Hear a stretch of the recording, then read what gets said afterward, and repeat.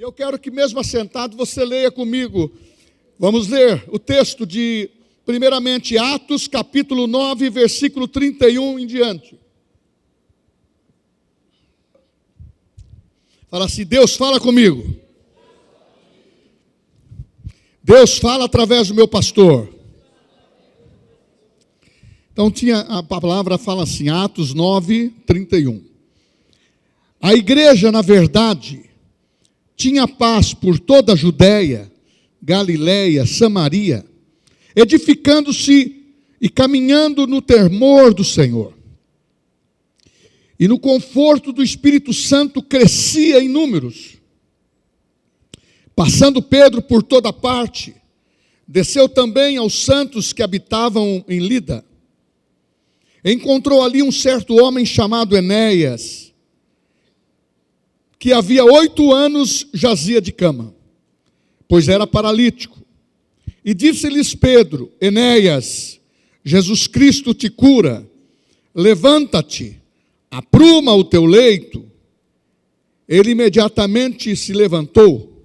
Viram-no todos os habitantes de Lida, de Sarona, os quais se converteram ao Senhor. Havia em Jope uma discípula por nome Tabita, nome este que traduzido quer dizer Dorcas. Era notável pelas suas boas obras e esmola que fazia.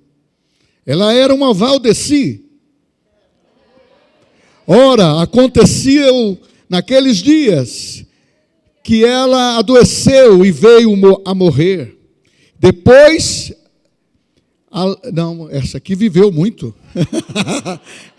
mas participa do milagre. Depois de a levarem, puseram no cenáculo.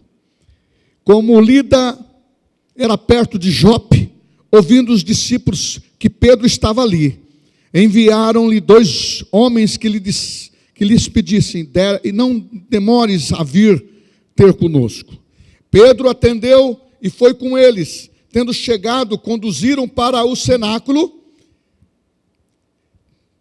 Tendo Eli aceitado o convite, chegou no cenáculo, e todas as viúvas o cercaram, chorando e mostrando-lhe túnicas e vestidos que Dorca fizera enquanto estava com elas.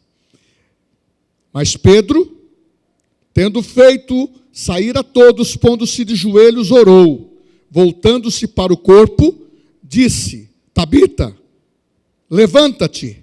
Ela abriu os olhos e, vendo a Pedro, sentou-se. Ele, dando-lhe a mão, levantou-se e chamou os santos, especialmente as viúvas, e apresentou a viva.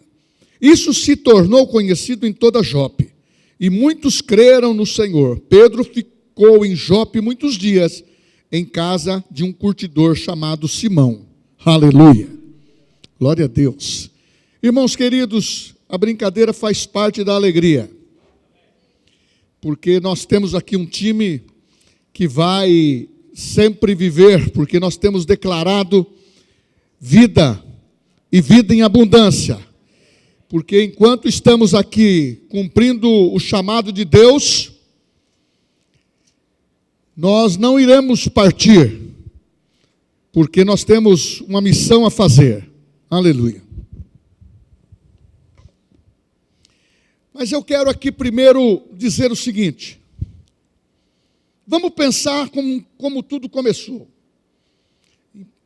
No Evangelho de João, capítulo 1, versículo 1, diz que no princípio era o Verbo, e o Verbo estava com Deus, e o Verbo era Deus. E todas as coisas foram criadas através dele. Então, o Verbo para nós, como igreja de Cristo, é Jesus, o Verbo encarnado, o Verbo personalizado, o Verbo que nasceu, cresceu, e as suas aparições, quando iniciou o seu ministério, foram claras, evidentes, que tudo o que aconteceu no paraíso, no primeiro lugar da habitação do homem, com certeza seria restaurado, teria uma redenção para voltar tudo o que era proposto por Deus a Adão. Infelizmente pecou, decaiu, e Jesus veio para restaurar todas essas coisas.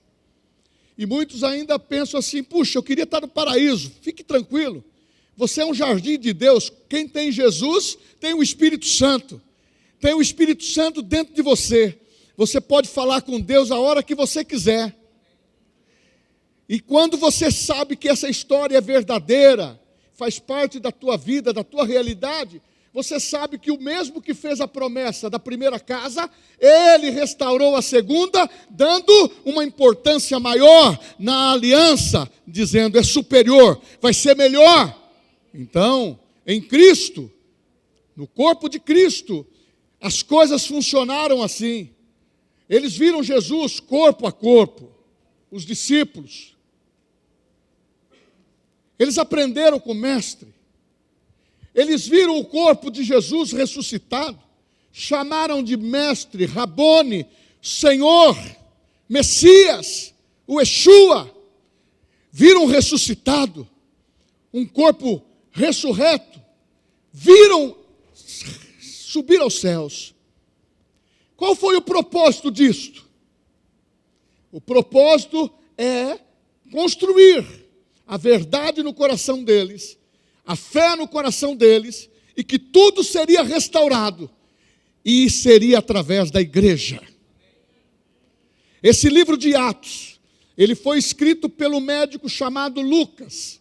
No começo de Lucas, no começo de Atos, essa carta, ela é exclusivamente escrita para um homem chamado Teófilo, amigo de Deus, possivelmente dentro da comunidade romana de influência, e que poderia propagar a palavra.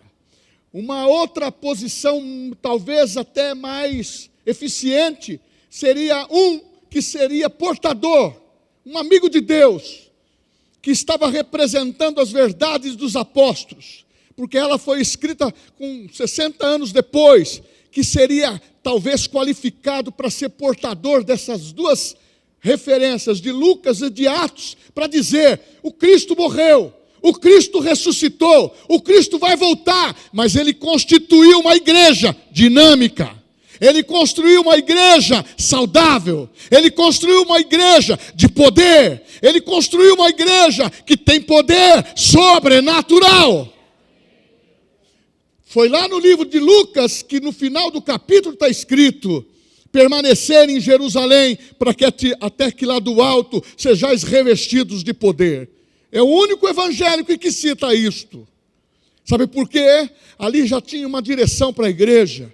A promessa do Espírito Santo seria cumprida. A igreja seria formada dentro de um Pentecoste, dentro de um poder que o mundo não pode ter, mas a igreja teria, porque a promessa do Senhor, ela é verdadeira, ela se cumpre e você faz parte dela.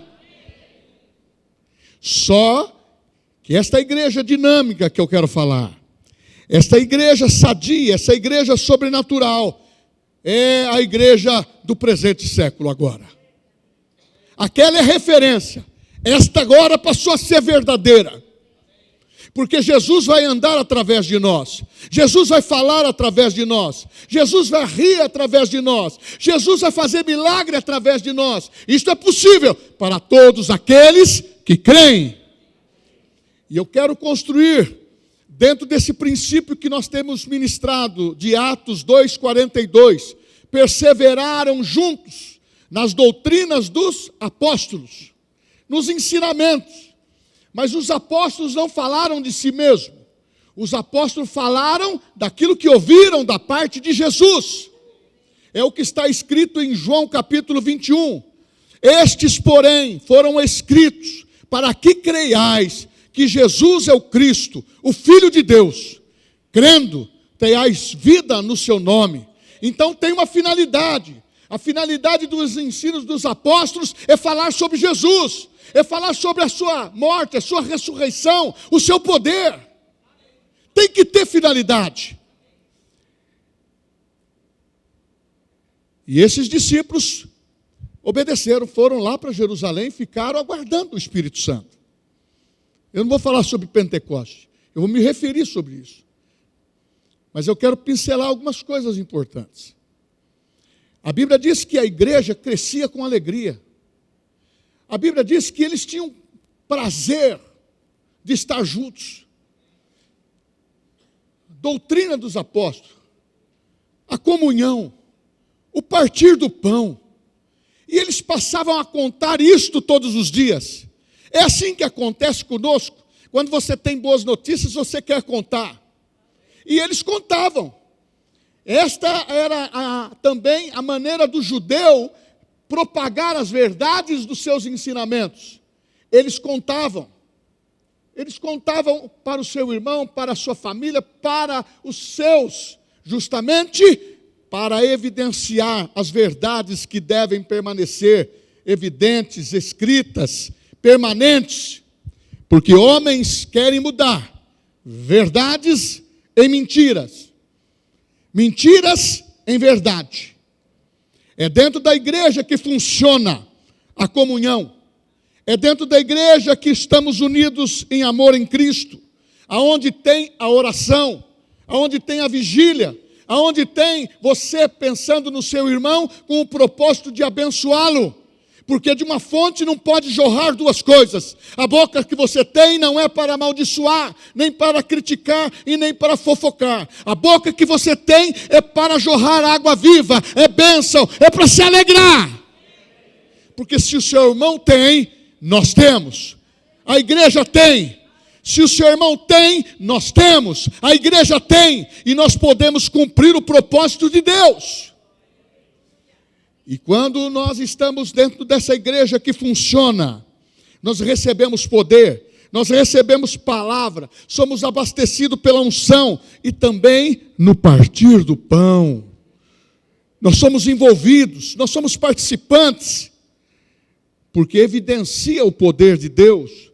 Isto é levar uma vida em comum, isto é transformar os homens comuns daquela época em homens incomuns, cheios do poder de Deus, mas por um evangelho que transformou, uma palavra de Cristo que amou, uma palavra de Cristo que salvou, uma palavra de Cristo que tem sempre amor para atrair, não para condenar, porque nós não estamos no tempo de dar sentença para ninguém, e nós, em particular, não vamos ter este destino. Nós vamos se alegrar com os santos. Mas o Senhor Jesus já disse, quem aceitá-lo, quem confessar, quem falar com a sua boca, quem crer com o seu coração, o seu nome será escrito no livro da vida, porque o seu espírito é recriado. Agora, nós temos que perceber que o Evangelho transforma homens comuns e incomuns. É para hoje. Se você está sendo comum na sua convivência cristã, como igreja, você precisa ser transformado para ser um homem ou uma mulher incomum. Uma mulher que viva o sobrenatural e passa a desfrutar das coisas de Deus. Porque o Espírito Santo não ensinou que a igreja seria uma igreja com falta de oração.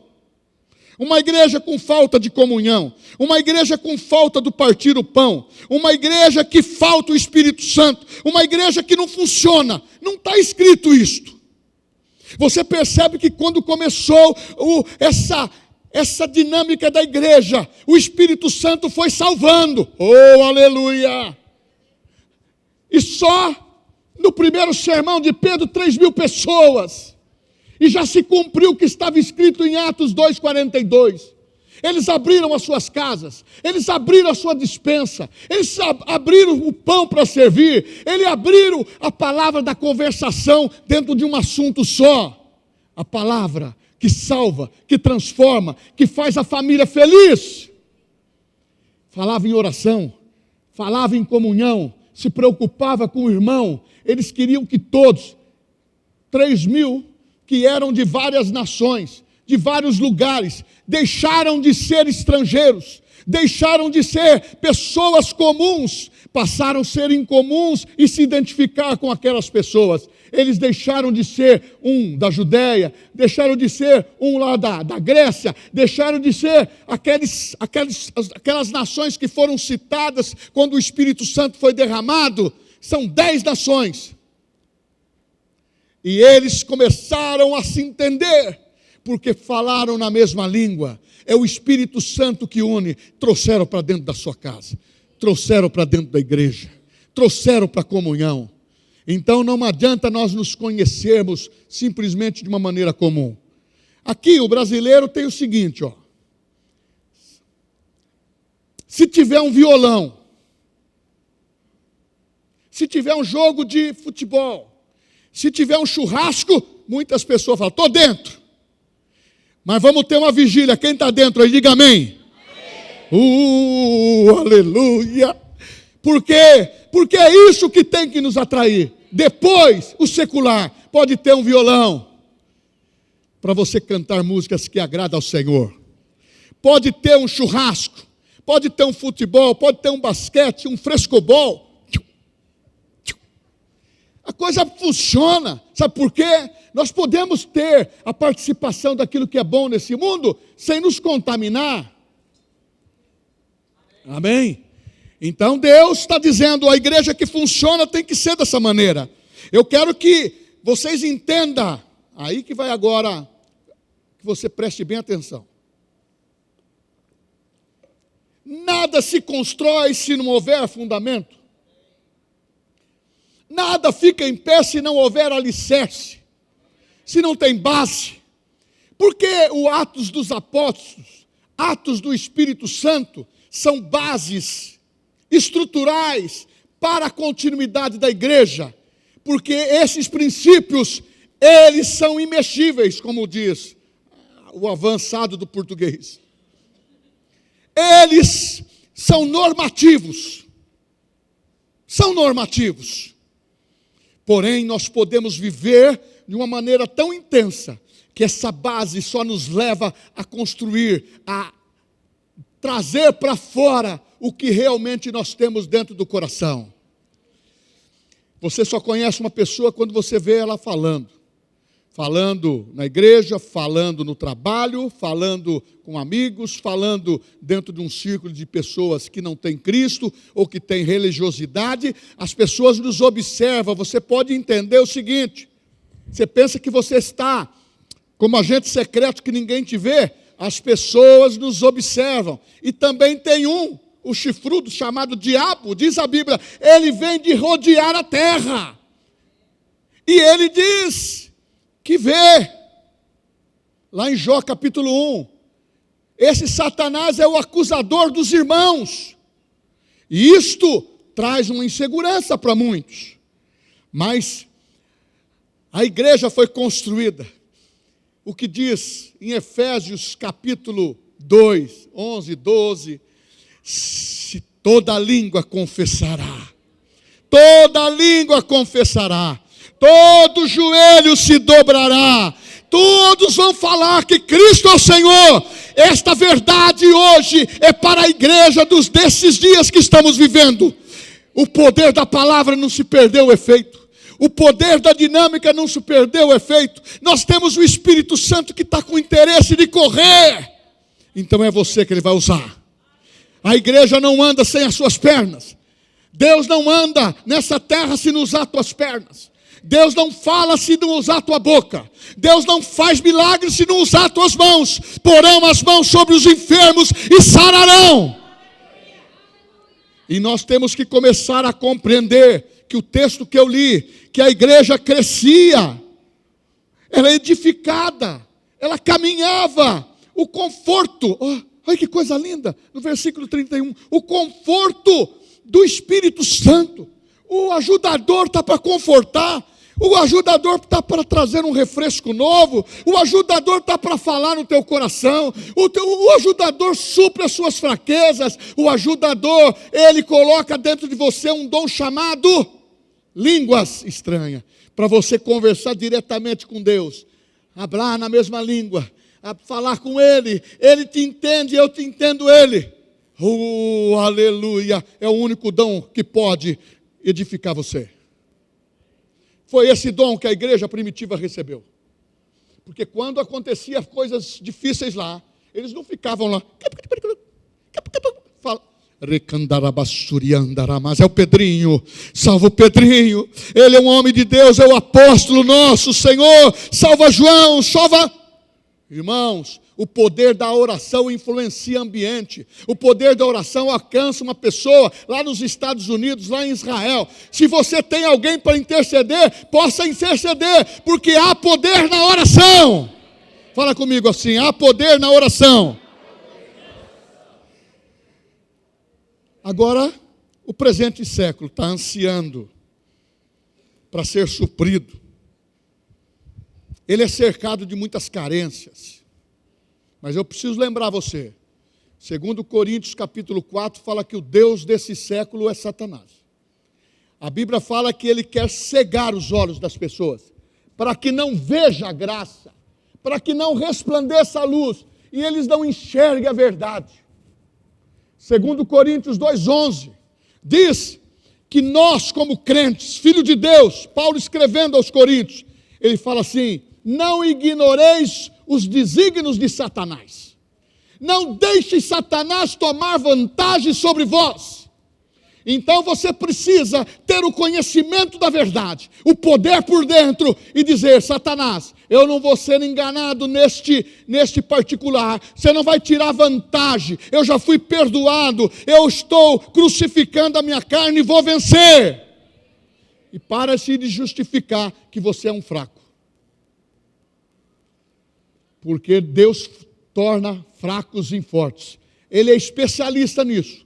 Fortalecer o teu coração, fortalecer as verdades da tua vida, para você continuar crescendo. E dentro dessas carências, hoje nós vemos muitas religiões que acreditam em tantas verdades, segundo elas, e quando você vai apurar, tem tantas mentiras.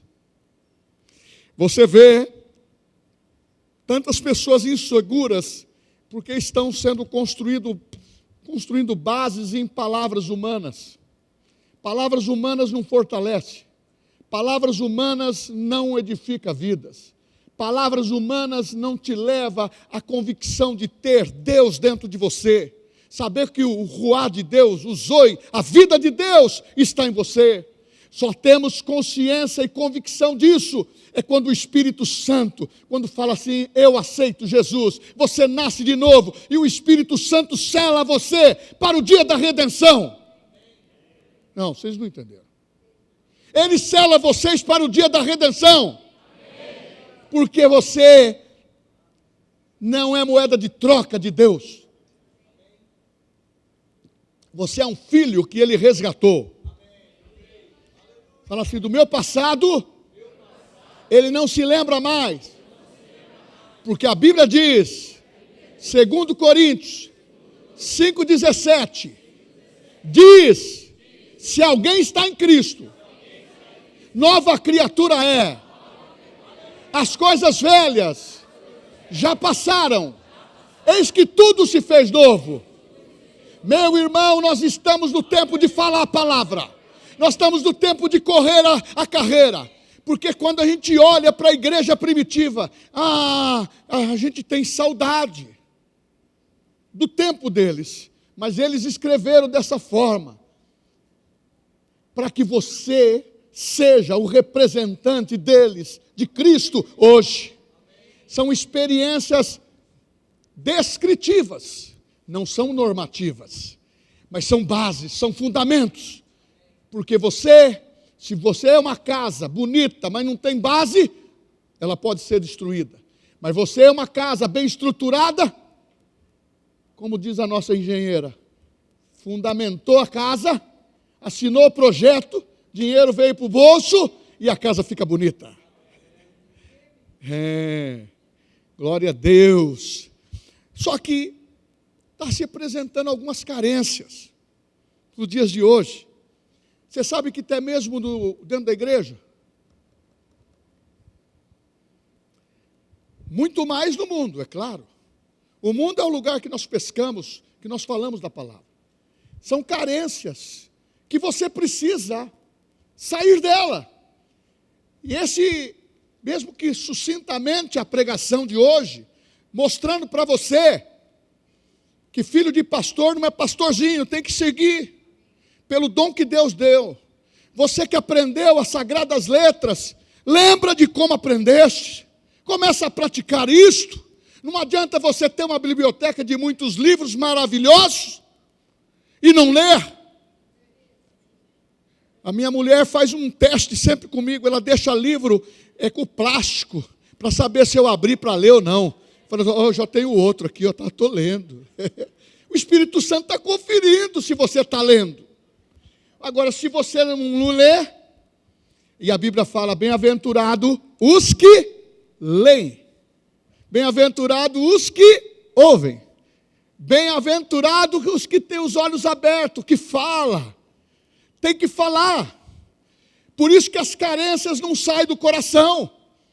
É um irmão sensível demais, tudo machuca. É uma irmã sensível demais, tudo machuca.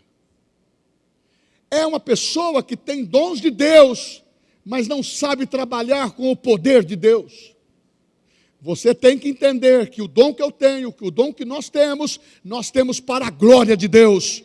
Nós temos que para servir o corpo. Esta é a visão que quem quer servir o corpo, o dom começa a estar em andamento, começa a funcionar e você começa a ser lembrado pelas pessoas. É claro que a pessoa vai dizer, a Dona Maria, a Márcia, o José, o Maurício orou e curou. Oh, aleluia! Isso é gratificante porque foi pessoas dentro do corpo de Cristo, chamado com dons, com propósito definido. E quando você também é chamado para aconselhar casais, crianças, jovens, você faz um excelente trabalho. Que muitas vezes não dá para aconselhar todos. Nós temos que ter casais que fazem isso. Pessoas maduras, que rendem a sua vida, o seu tempo. Mas, carência. Eu quero pautar 3 carências. A primeira é a carência, é a crise do significado. Qual o valor que eu tenho? Qual a importância que eu tenho dentro do corpo? Qual a valorização que eu tenho no dom que Deus me deu? Eu converso com pessoas, aqui com toda a simplicidade. Eu fico até falo, Senhor, eu preciso me converter. Você fala de oração, ele está sempre orando tudo. Você fala de dons, ele conhece tudo. Você fala de trabalho, ele não faz nada.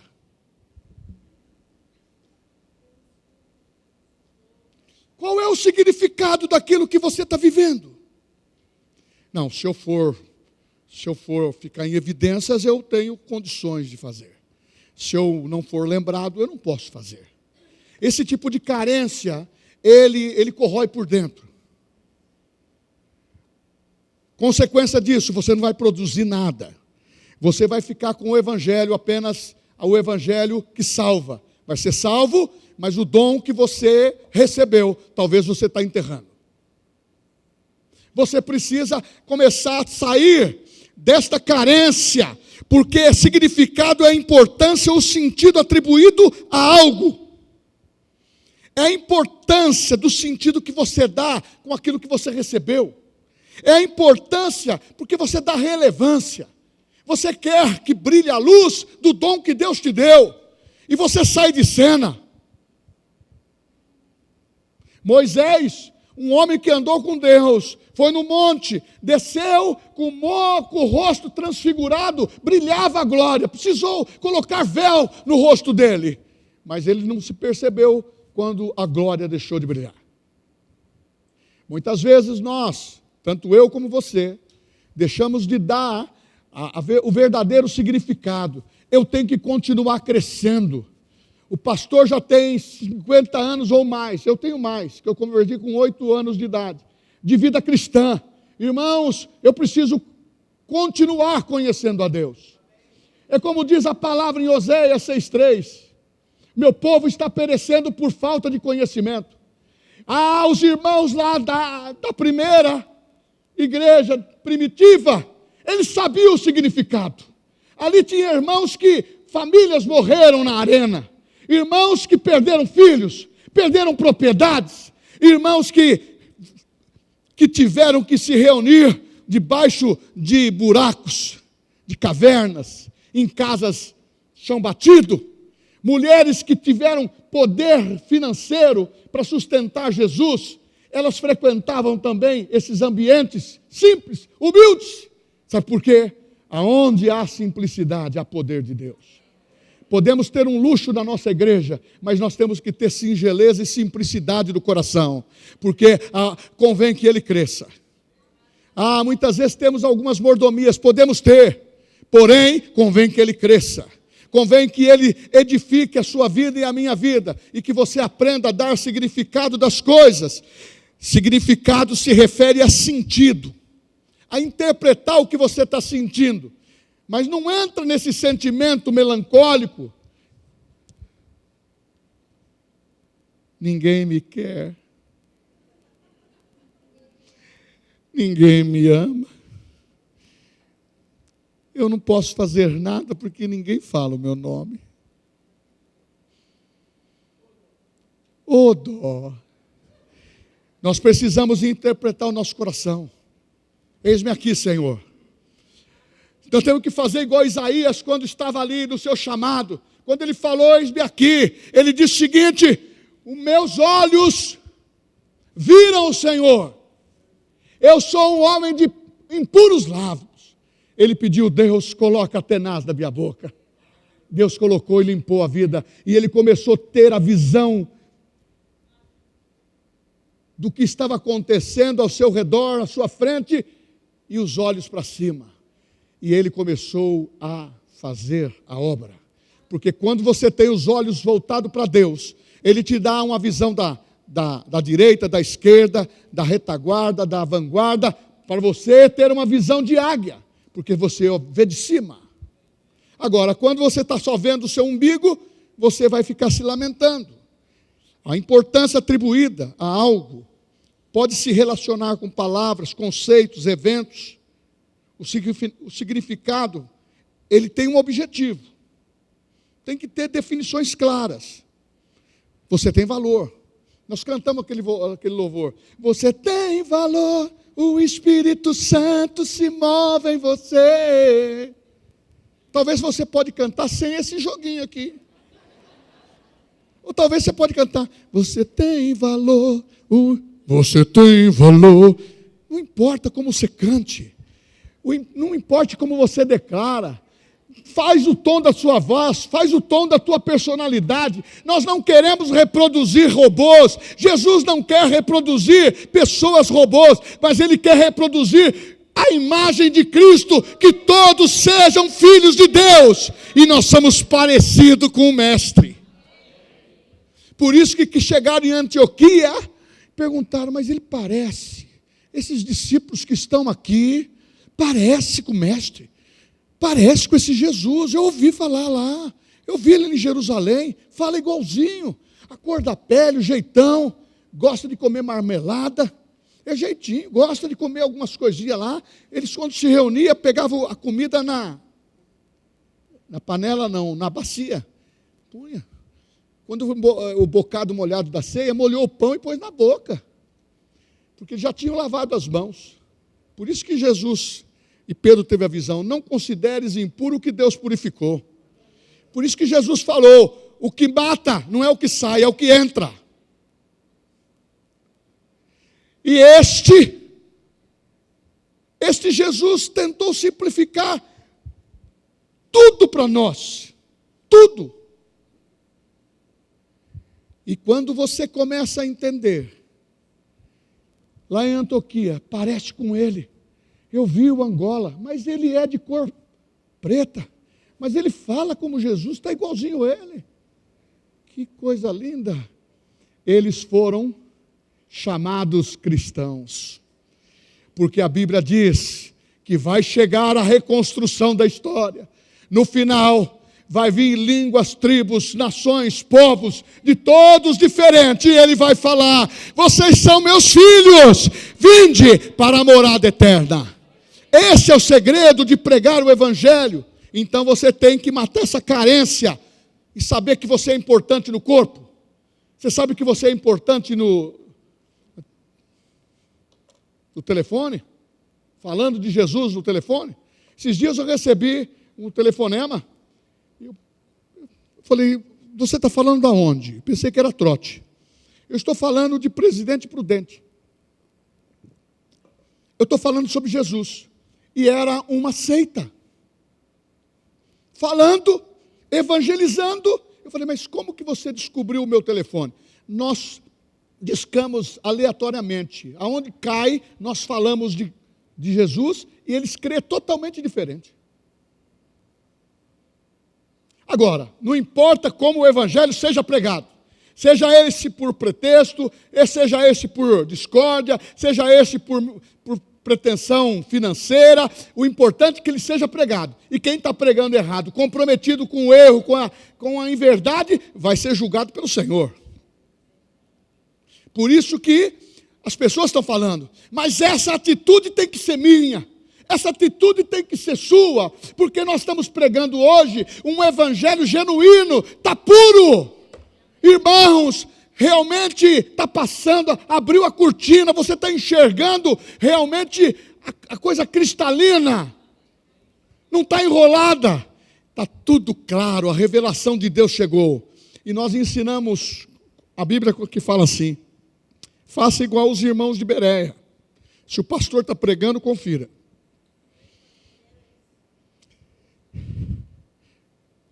Para muitos, dentro dessa carência, é trabalhar, trabalhar, trabalhar.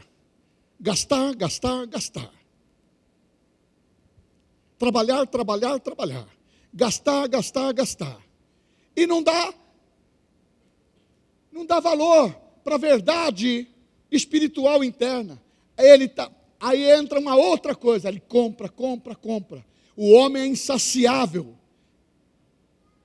E ele quer substituir a carência que ele tem de Deus por coisas materiais. Aí entra a ansiedade, entra a crise existencial, entra uma série de coisas para substituir aquilo que é de graça. Cristo em vós, esperança da glória. Porque quem aceitou Jesus já não é mais essa pessoa desse nível. Talvez ela possa ter uma área para ser tratada. E Deus quer tratar. Porque essa carência precisa, porque o homem está com dificuldade hoje de acreditar. O homem está vivendo uma busca da verdade absoluta. Poucos. Hoje, a verdade que eles querem pregar é uma verdade relativa, superficial, abstrata. Quanto menos firmeza você tem na tua mente, no teu coração, melhor para ser destruído. É a estratégia que eu disse de 2 Coríntios 2,11. Conheça os desígnios de Satanás. Ele veio para matar, roubar e destruir. Mas Jesus veio para dar vida e vida em abundância. João 10,10. Então Deus não quer falar uma verdade absoluta para você ter um resultado superficial. O que Ele disse, Ele cumpre. E o homem está com um desejo de buscar a verdade, conhecer a verdade, mas essa carência de significado, porque nasceu numa família pobre, ou nasceu numa família que o pai rejeitou, nasceu em alguns acidentes emocionais ali da família, mas uma coisa eu digo, quando aceita Jesus, nós passamos tudo a limpo, Ele cura, é uma cura interior, porque quando você aceita Jesus, aquilo que era infeccioso, problemático dentro de você, Ele cura, Ele te dá um novo coração. Nós cantávamos sempre isso também. Recebi um novo coração do Pai. É verdade. Recebemos um novo coração. Aquele coração endurecido. Aquele coração que odiava. Aquele coração cheio de mágoa. Ele é retirado. E o Espírito Santo te dá graça para você viver melhor. Então o homem moderno, você percebeu que são paranoicos? No trânsito. Para xingar, para matar. O que está acontecendo? Eu não estou dizendo... Eu estou falando o que tem acontecido, ou eu estou fora da realidade? Tem acontecido isso. Ele quer buscar alguma coisa e não consegue. Pessoas dizendo assim, não existe uma única verdade. Existem várias verdades. Eu tenho a minha, você tem a sua. Mas por isso que nós temos que pregar o evangelho com amor. Porque a nossa verdade, ela converte. A nossa verdade, a palavra, ela converte o coração da pessoa. Porque é falada pelo Espírito Santo. E quando você fala, direcionada no amor. E a igreja crescendo, encontra um homem paralítico. Está ali. No versículo 32, Enéas olhou a situação precária daquele homem, paralítico, e disse: Enéas, levanta-te, Jesus Cristo te cura. Imediatamente ele foi curado. A igreja dinâmica de hoje, ela precisa também ser constituída nesse poder. Ah, mas lá tinha Dorcas, uma mulher que trabalhava. Ela era anônima, mas quando começou a trabalhar, o nome dela começou a circular. Era uma mulher caridosa. É uma mulher que costurava as roupas. Possivelmente, estou aqui conjecturando, alguma túnica que estava rasgada, ela ia costurar. Lá não tinha tanto botão, não sei o que tinha naquela época, eu não pesquisei isso. Ela mais amarrava. Tinha o cirolão, né? Os panos amarrados dentro do corpo. Mas agora eu falo para você. Aquela mulher, quando morreu, ela causou uma grande comoção, uma grande emoção na vida dos irmãos, porque ela era participativa. Irmãos, quando você participa, você é lembrado pelo Espírito Santo.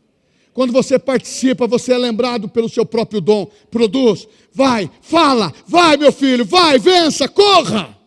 Não adianta eu ter um monte de dons na mão e começar a correr. Eu tenho muitos dons, vocês estão vendo? Mas você não está usando nenhum deles. É melhor você ter uma bolinha só. Eu tenho esse dom e vou fazer jus a esse dom. Se você tem dois, usa as duas bolinhas. Mas quando você começa a equilibrar a tua vida espiritual e os seus dons e a tua fala começa a revelar que não tem significado, os dons não operam. Enéas, Jesus Cristo te cura, sobrenatural da igreja, com curas. Dorcas, Tabita, levanta. E ela levantou. Para você rir, eu faço muito de velório quando precisa, né? Eu faço. Mas não sou coveiro, não.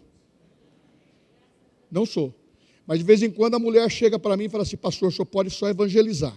Não ora para ressuscitar, que eu não quero mais.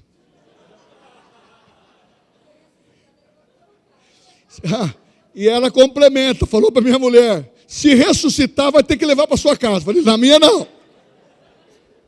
Então, irmãos, nós temos que fazer as coisas dentro de uma realidade onde a transparência predomina. Então tenha significado na tua vida. Você não foi tratado por Deus só para ficar na cadeira. Embora eu estou falando aqui com muita franqueza, porque eu estou vendo que a maioria já são pessoas que estão ligadas a esta igreja, estão ligadas a esses princípios, e queremos fundamentar a tua base, e queremos lembrar, talvez esteja o seu alicerce precisando dar uma descascada e colocar lá um velatop, e depois, ou talvez uma proteção de plástico, para que impermeabilize e não fique infiltrando no pé. Porque a coisa mais horrível de que tem é você andar de sapato com meias molhadas. É a pessoa que está com estrutura. Ela está com estrutura, de vez em quando a estrutura dela balança, está molhado. E quando tem chulé, então? É pecado. Aí é pecado. É pecado porque a Bíblia fala que quem fica vivendo no pecado e na prática do pecado cheira a morte. Mas quem está andando com Jesus... Muitas vezes sou tentado, mas eu ando com Jesus. Eu ando com Jesus. Eu ando com Jesus. Muitas vezes sou tentado, mas eu ando com Jesus. Eu sempre ando com Jesus. Você pode ser tentado, mas você anda com Jesus. E você é Satanás. Nessa fraqueza que eu tenho, aí Jesus derrama o bálsamo. Aí fica cheiroso. Aleluia. De vez em quando os irmãos falam assim: pastor, o senhor está cheiroso. Minha mulher fala: não ponha muito perfume. Eu disse: filha, eles falam que eu estou cheiroso.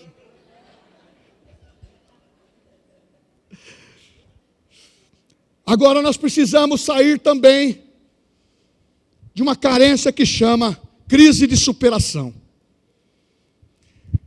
A superação refere-se ao ato de ultrapassar obstáculos, os desafios, as limitações para alcançar um objetivo, um estado superior. Superação é um processo de enfrentar dificuldades, adversidades, limitações pessoais, físicas, emocionais, espirituais. Envolve capacidade. Então, nós temos da parte de Deus o Espírito Santo que veio nos dar um novo vigor. Ele veio nos revestir de poder. Ele veio nos dar dons espirituais. Então, você é forte por dentro. Deixa isso exalar para fora.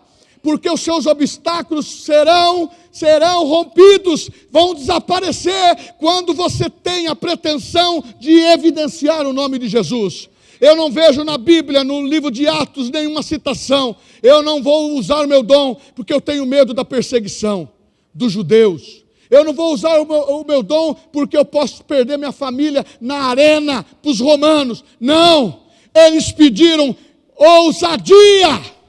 Quem bateu em Pedro, bateu em Tiago, ele orou: Deus, eu te rendo graças para o Senhor me conceder poder e graça, e que manifeste entre esse povo curas e o sobrenatural, que o seu nome seja evidente, que todos conheçam que Jesus Cristo é Salvador, é Senhor, é poderoso. Então você precisa superar os obstáculos, porque crise acontece. E os conceitos modernos, quando vêm as dificuldades, fica querendo, dentro da igreja mesmo, que é certo, que é errado. Irmãos, é claro que nós queremos ter uma linguagem de pregação, usando a concordância verbal sem errar. É claro que nós temos que estudar a palavra. É claro que pela plateia que nós vamos falar, nós temos que elevar ou diminuir aquilo que possa trazer o entendimento para as pessoas. Muitas vezes você tem uma verdade, tem um dom para ensinar, mas você fala tão difícil que as pessoas não compreendem. Mas muitas vezes você também tem que compreender que primeiro a palavra, o ensino, a base, o fundamento é para fortalecer o seu alicerce. Não é para fortalecer o seu intelecto. Um erro de português não vai diminuir a mensagem. Talvez uma classificação verbal não vai. Mas eu já aprendi que não é para falar, nós fumamos, nós voltamos. Eu já aprendi. Eu já decorei esse negócio e não vou errar mais. Então nós temos que entender, irmãos, que é pelo poder de Deus. Todos aqueles discípulos, se fosse passar pelo RH, eles seriam reprovados. Talvez Lucas, Mateus, que era coletor de impostos, os demais. Você volta outro dia, melhora aí a sua classificação, porque vocês estão ruins. Mas Jesus disse: eu escolho as coisas fracas desse mundo para enganar os fortes.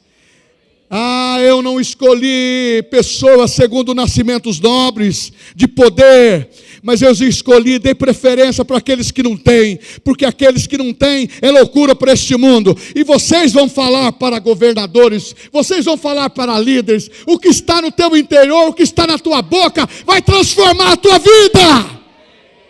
Porque Paulo, quando estava falando a sua defesa perante o rei Agripa e o Félix também, lá em Atos, quando ele teria que ir para Roma, o governador, os dois se levantaram, e um falou: Paulo, as palavras estão te delirando, eu quase me converti.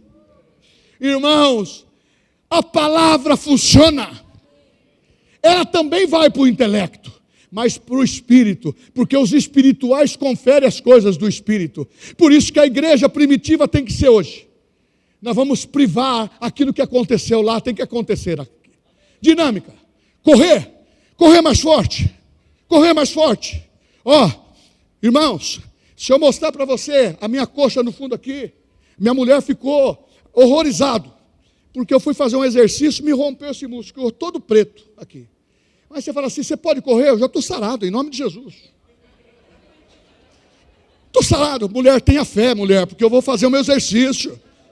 Sabe por quê, meu irmão? Eu não vou ficar preso, e a igreja não pode se prender. Paulo ficou preso, mas a palavra de Deus não. Então essa carência de ficar lamentando por lutas e provas e dificuldades, seja financeira, seja do seu significado, você precisa transcender. Você precisa transcender. Você precisa levantar a tua cabeça. Você aprendeu a bênção araônica. Levanta a tua cabeça. Mas tem uma maior. É a do Espírito Santo. Oh, recebeis agora o Espírito Santo. E essa bênção chegou. E ela está plenamente ativa hoje. Porque quando você transcender, é ir além dos teus limites. Seja físicos, mentais e espirituais. E você vence todo o conceito. Qual outra carência? Aquilo que os apóstolos viveram. Comunhão. Uma coisa eu vou pedir para vocês. Quando a gente vai num campo de futebol, eu não tenho ido, mas não sou contra isso, gosto, sou santista da congregação dos santos.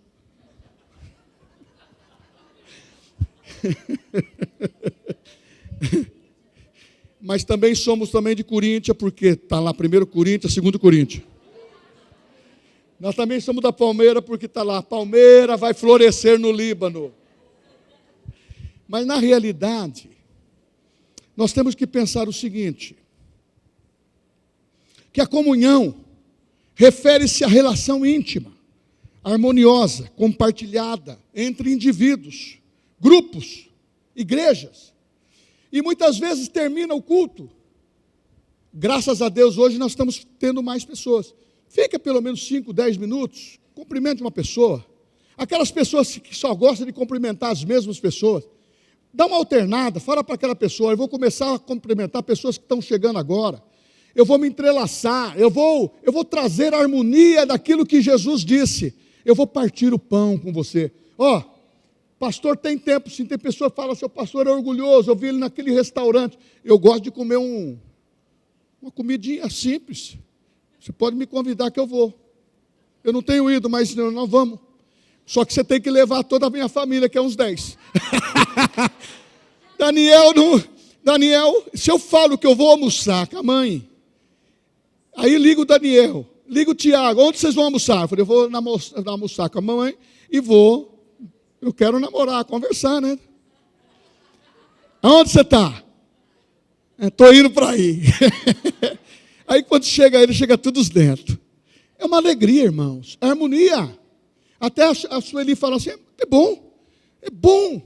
Você já pensou se ele não gostasse de frequentar a nossa casa? Que tristeza que nós teríamos. Ah, irmão, a comunhão é necessária. O que venceu foi quando 3.000 pessoas começaram a se entrelaçar em casa, repartiu a comida, falar de Cristo. Irmãos, uma coisa eu peço para você, terminou o culto, fala com alguém. Tem pessoa que chega, uma moça aqui, ele é bonita, mas não vai roubar seu namorado se você tiver namorado. Ele é bonito, não vai roubar sua namorada. Irmão, na casa de Deus, se você fala de Jesus, a pessoa está precisando. A Bíblia fala que nós não podemos agir com maldade no nosso meio. Com as mulheres casadas, com os homens casados, com os jovens. São nossos filhos. Oi, querida. E nós temos que estar sempre nos entrelaçando nessa visão de comunhão. Porque comunhão, puxa vida. Comunhão, o relógio vai embora, eu tenho que ver.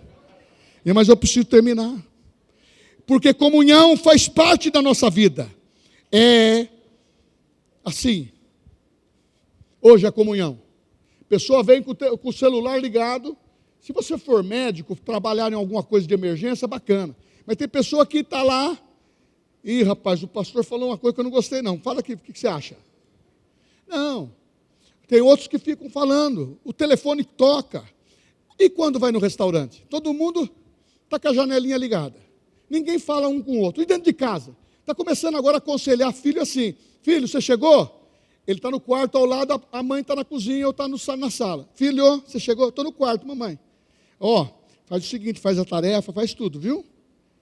Deixa a mamãe entrar aí para ver como que... Não precisa vir aqui não, mamãe. Eu estou aqui... Não podemos falar no celular. Manda mensagem no Twitter. Fala. Manda no Twitter, não vou atender não. Não vou abrir meu quarto. Não vou.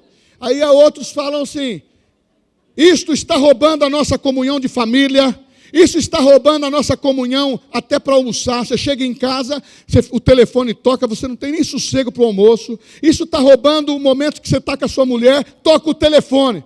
Eu falo para você, joga fora. Irmão, nós temos que preservar a nossa comunhão, o nosso relacionamento. Meu irmão, se você gosta de ter relacionamento e falar a verdade dentro de casa, a igreja também gosta. Porque é muito bom quando nós estamos em comunhão, falamos a verdade entre nós. Terceira epístola de João, eu falo dos meus irmãos para ser próspero, tudo mais. Mas ele fala assim, eu gosto de vocês, porque andam na verdade. Então é a verdade que transforma, é o evangelho poderoso de Jesus. E eu vou por final. Quem me dá mais 10 minutos para terminar a mensagem? Quem me ama, diga amém. 10 minutos? Fala mais forte, porque minha mulher vai me chamar a atenção. 10 minutos? Glória a Deus. Jogo na conta dela, porque Paulo escreveu para Onésimo e fala, põe na conta dele. Agora, comunhão precisa... Nós temos proximidade. Isto aqui não torna o espaço distante e nem curto. Ele rouba o nosso tempo e a nossa comunhão com filho, esposa, marido e com amigos. Tem pessoa... Quem é o seu próximo? É o meu celular. Quem é o que você mais ama? Meu celular. Não vou te dar senha. Eu deixo lá, já ponho minha senha, todos eles sabem. Os meus netos sabem a minha senha. Aí você fala assim, por quê? Porque o celular, tem muita gente que não fala a verdade, está escondendo aquilo que não deve. Nós temos que interagir com a comunhão, porque nós temos que viver e tapar as lacunas. E eu vou terminar mesmo. São 3 lacunas. A crise do significado é uma carência do crer. Você lembra que eu falei o seu valor, o que você significa, a tua influência, o que você pode fazer? Crê no Senhor Jesus para a família, será salvo tu e tua casa. Não temas, Jairo, não temas, crê somente. A nossa parte é só crer. A nossa parte é falar o que a palavra diz que é verdade e é poderosa. Isso dá significado para a nossa vida. Jesus disse, vós sois limpos pela minha palavra. Isso dá significado à nossa vida. Isso deu significado a Pedro. Você pode me bater, você pode querer impedir a palavra. Importa obedecer a Deus e não a homens. E entrou Gamaliel para dar um conceito, dar um princípio. Ele era rabino, falou assim, olha, se essa obra é de Deus, ninguém vai poder parar. Se ela não for, ela vai se extinguir. Nós estamos agora no século 21. Essa obra não parou. Jesus fundou a igreja. E você não é um associado.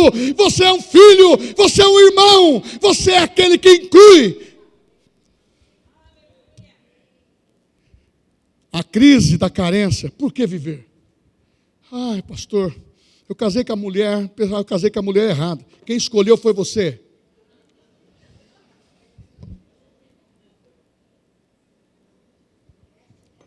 Começa a investir. Pastor, ela está com um probleminha no dente.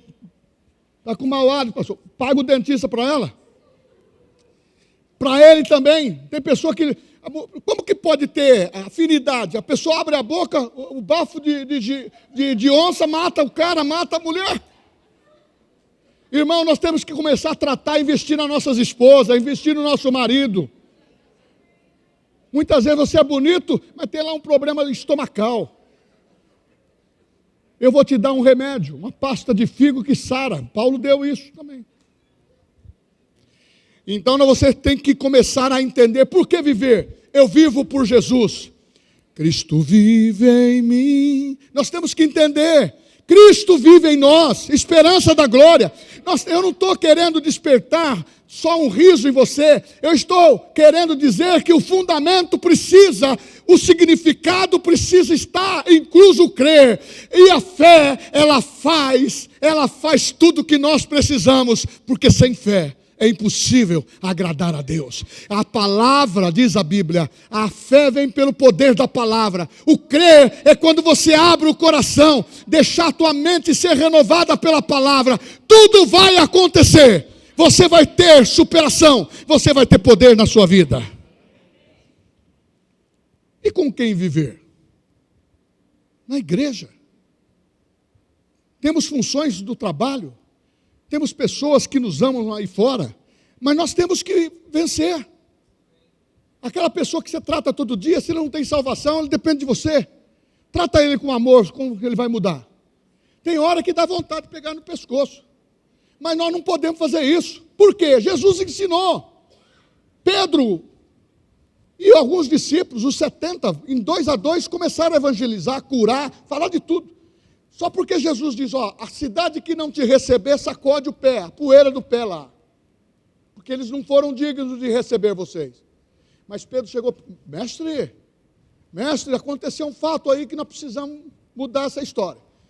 Elias fez assim também. Vamos pedir fogo do céu e destruir essa cidade. E Jesus olhou para ele e falou assim, de que espírito sois vós? Sabe por quê? Ele veio para resgatar o que estava perdido. Ele veio curar o que era um enfermo. Ele veio salvar os pecadores. Ele veio escrever o teu nome no livro da vida. Porque se alguém está em Cristo, é uma nova criatura. E eu lembro aqui que começou ali no Éden, o paraíso. Hoje o paraíso está dentro do meu coração. Você pode viver. Eu quero dizer, você é sadio, a igreja é sadia. Você crê, a igreja crê.